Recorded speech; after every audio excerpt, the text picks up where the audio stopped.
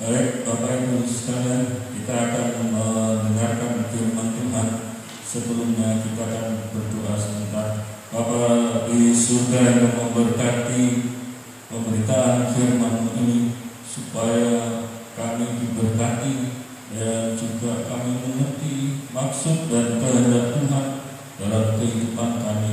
Engkau memberkati dari persiapan dari hamba-Mu yang tidak sempurna, dan jadikan sempurna adanya. Bila nama Tuhan saja ditinggikan dan dimuliakan. Dalam nama Tuhan Yesus Kristus yang hidup, kami sudah berdoa dan mengucapkan syukur. Haleluya. Amin. Puji Tuhan, saudaraku sekalian, kita akan melihat firman Tuhan di dalam Injil Matius pasal 13 ayat yang ke-44.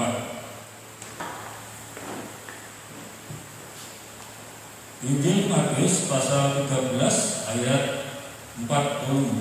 Perumpamaan tentang harta terpendam dan mutiara yang berharga. Hal kerajaan surga itu seumpama harta yang terpendam di ladang, yang ditemukan orang lalu dipendamkannya lagi. Oleh sebab sukacitanya, pergilah ia menjual seluruh miliknya, lalu membeli ladang itu. Saudaraku sekalian, Tuhan mengajarkan tentang perumpamaan ini hanya satu ayat, yang ayat 44. Hal kerajaan surga itu seumpama harta yang terpendam di ladang. Kalau kita melihat firman Tuhan ini, apa hubungannya dengan kita? Apa hubungannya dengan iman kita yang di dalam Kristus itu? Saudaraku sekalian, kalau kita melihat bahwa pada zaman itu, dalam negeri, waktu Tuhan Yesus berbicara kepada orang banyak dan kepada murid-muridnya dalam pelayanan itu, bahwa pada zaman itu sering terjadi peperangan dan juga sering terjadi perampokan di daerah Palestina dan sekitarnya itu. Dan ketika orang lebih mementingkan memiliki harta benda dengan harta benda yang bermutu, misalkan emas, perak, seperti itu, daripada ketika mendapatkan uang. Dan seperti uang itu kalau diterima sebentar lagi akan berubah. Dan orang-orang pada waktu itu kalau menerima gaji atau upah, itu langsung pergi ke pasar membelikan benda yang berharga. Dan benda itu lebih banyak disimpan dan di dalam guci yang tahan air dan juga tahan panas. Kalau orang pada waktu itu tidak berpikir memiliki rumah yang bagus, karena kalau memiliki rumah, kalau ada terjadi peperangan, itu tidak bisa rumah itu langsung dibawa kabur, maka rumah itu bisa saja terbakar. Dan hal itulah yang membuat orang-orang pada zaman itu lebih baik mempunyai harta yang bermutu, emas, perak seperti itu, lalu dimasukkan di guci. Dan kalau terjadi sesuatu, maka dia akan cepat-cepat pergi menyembunyikan hartanya itu, salah satu di ladang, dan benda itu dimasukkan di tanah, dikubur. Dan biasanya memberi tanda itu kalau ada pohon yang besar, mungkin pohon zaitun begitu yang besar, lalu dihitung langkahnya, benda itu ditaruh, mungkin 20 langkah sebelah utara baru ditanam di situ. Yang jadi masalah adalah ketika orang yang punya harta itu pergi meninggalkan tempat itu dan kembali akan mengambil hartanya, ternyata pohon zaitunnya sudah ditebang. Ketika ditebang seperti itu, akan menjadi sulit bagaimana meletakkan, mencari harta yang tertinggal itu, apalagi warisan dari anaknya. Kita punya harta yang saya pendam di tanah itu 20 langkah di pohon zaitun. Ternyata sampai di sana anaknya tidak menemukan pohon zaitun dan itu tertinggal di sana. Dan ketika banyak hal yang terjadi seperti itu, bahkan zaman sekarang pun di Israel seringkali menemukan benda-benda arkeologi itu. Kalau sedang membangun rumah yang modern, bulldozer itu kadang-kadang menemukan kunci yang isinya emas, perak yang ditemukan pada zaman sekarang ini. Begitu juga ya, di Indonesia juga seringkali menemukan benda-benda yang istimewa yang seperti itu. Nah, saudaraku sekalian, firman Tuhan mengajarkan kepada kita, ada seorang yang sedang melintas di padang dan di dalam di ladang itu tidak jelas siapa yang memiliki ladang itu, dan orang yang melintas itu apakah terus-menerus melintas atau biasa di sana. Yang jelas firman Tuhan mengajarkan ketika melintas di padang itu, orang ini mendadak menemukan benda yang luar biasa. Tapi kemudian benda itu bukan langsung dibawa, tapi benda itu dipendamnya lagi. Setelah dipendamnya, dia berusaha menjual segala miliknya dan kemudian datang kepada pemilik yang ada harta bendanya itu dibelilah ladangnya. Nah, mengapa hal ini terjadi? Karena pada waktu itu hukum yang sedang berjalan adalah ketika engkau menemukan benda atau harta dan mengambil di ladang itu, kemudian membawa pergi, itu sama saja dengan menyerobot tanahnya orang. Dan jika engkau membeli rumah di ladang itu dan kemudian belum termasuk memiliki benda yang ada di kamu yang di dalamnya itu, karena apa? Yang dibeli adalah ladangnya, tidak termasuk barangnya itu. Sampai pada waktunya orang yang membeli ladang itu lalu menemukan harta itu dan diberitahukanlah kepada pemimpinnya, aku menemukan benda yang berharga di ladang itu sendiri, ya. Seperti itu.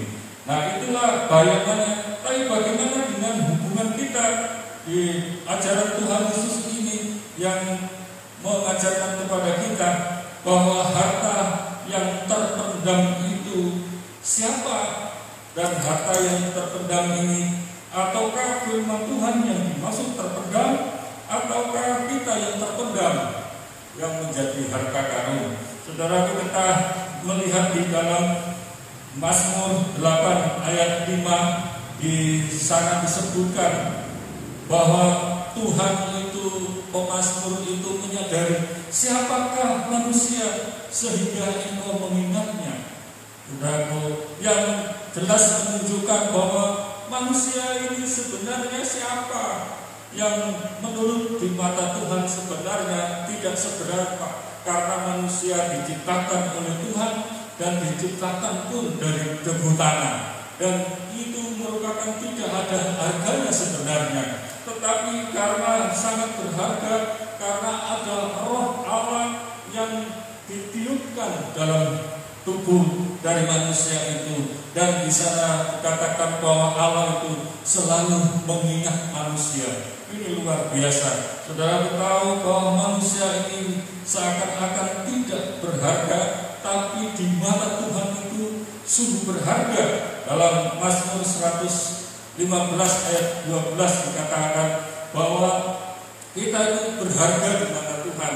Oleh karena kita berharga di mata Tuhan, maka Tuhan itu rindu untuk menemukan manusia, rindu untuk mencapai manusia. Karena manusia itu sudah ketika jatuh dalam dosa, itu manusia mencari jalannya sendiri. Saudara lihat Kain ketika membunuh Habil itu, dia pergi di hadapan Allah, dan dia bukan merasa bersalah karena membunuh adiknya, tetapi firman Tuhan menyatat bahwa Kain pergi di hadapan Allah dan meninggalkan jalan-jalan Allah. Dia mencari jalannya sendiri. Sejak itu manusia itu memang jauh dari hadapan Allah, tapi Tuhan selalu mengingat manusia, tapi selalu mengingat seperti biji mata Allah sendiri yang selalu ingin dicari manusia itu untuk semakin dekat kepada Tuhan.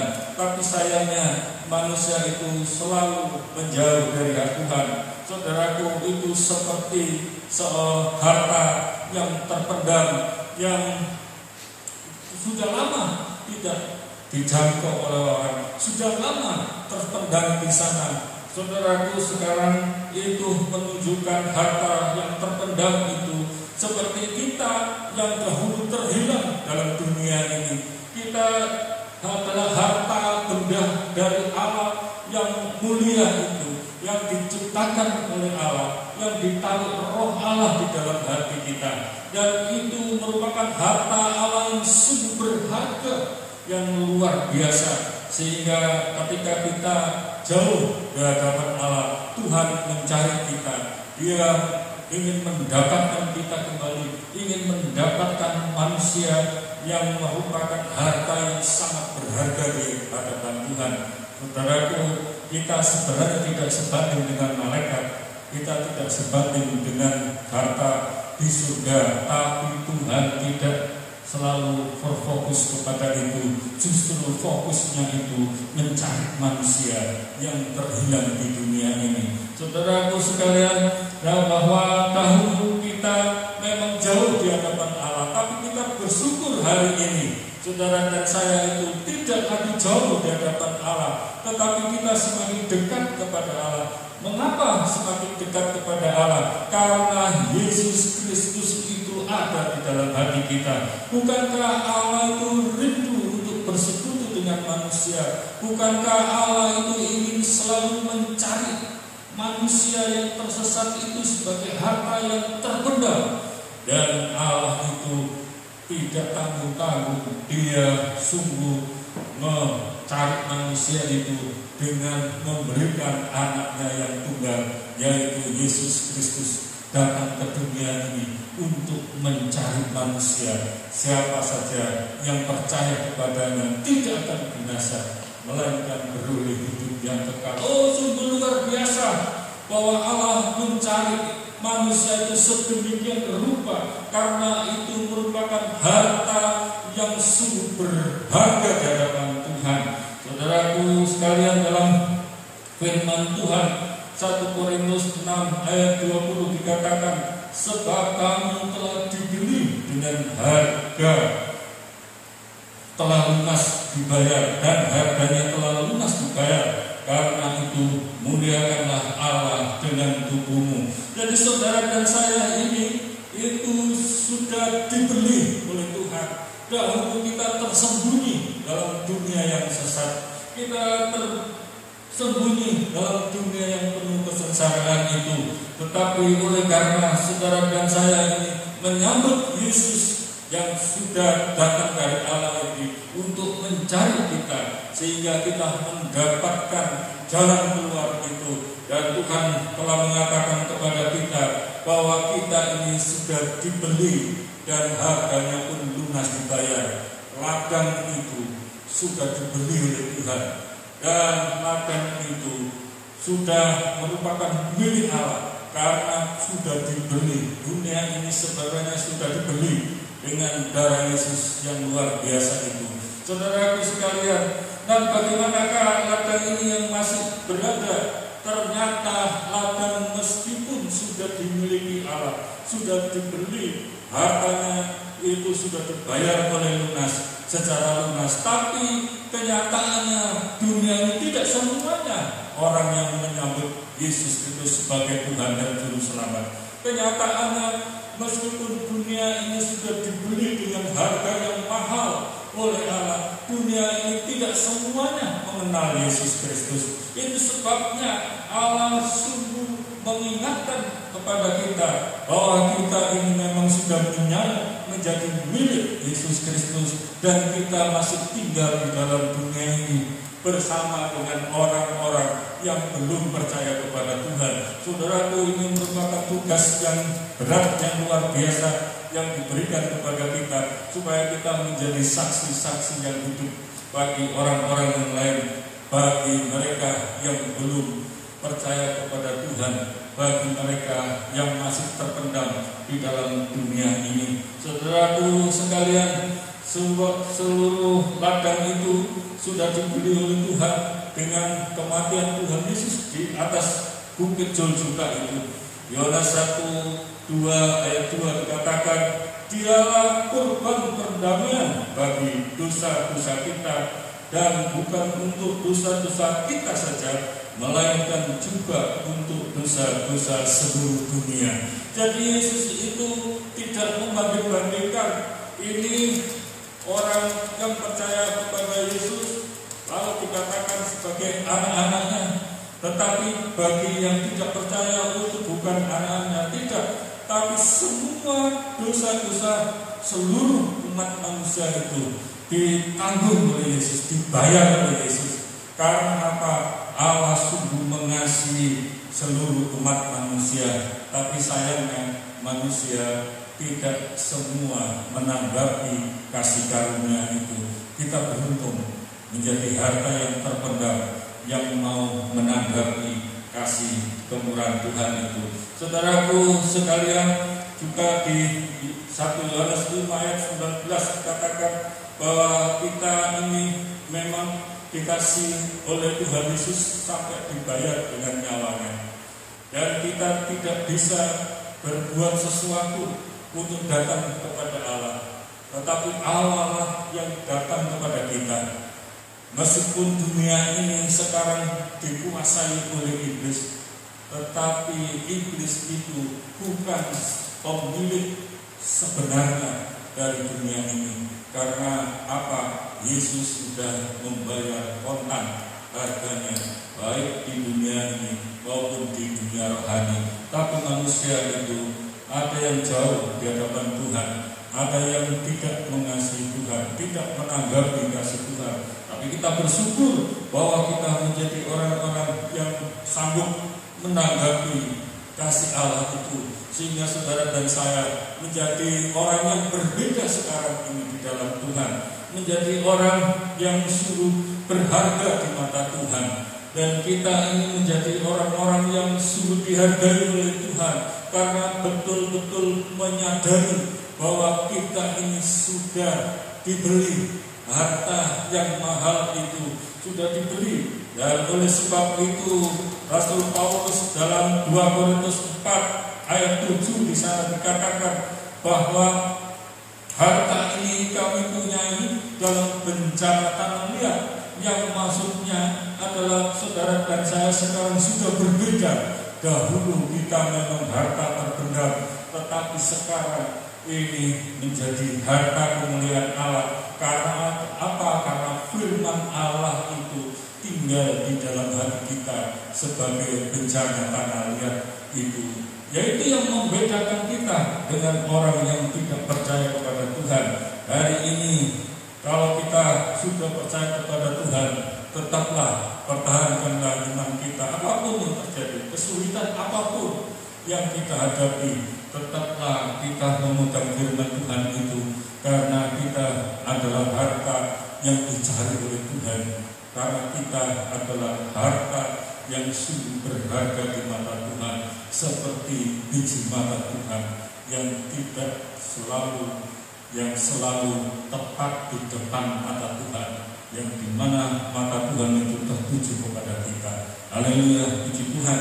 Kiranya firman Tuhan ini menolong dan memberkati kita, karena saudara dan saya adalah milik Tuhan sekarang ini, bahwa kita harus memperjuangkan iman kita terus menerus diperbarui dalam firman Tuhan. Kita harus melangkah dalam hidup di dunia ini sambil kita menjadikan saksi hidup bagi orang-orang yang belum percaya kepadanya. Haleluya, puji Tuhan.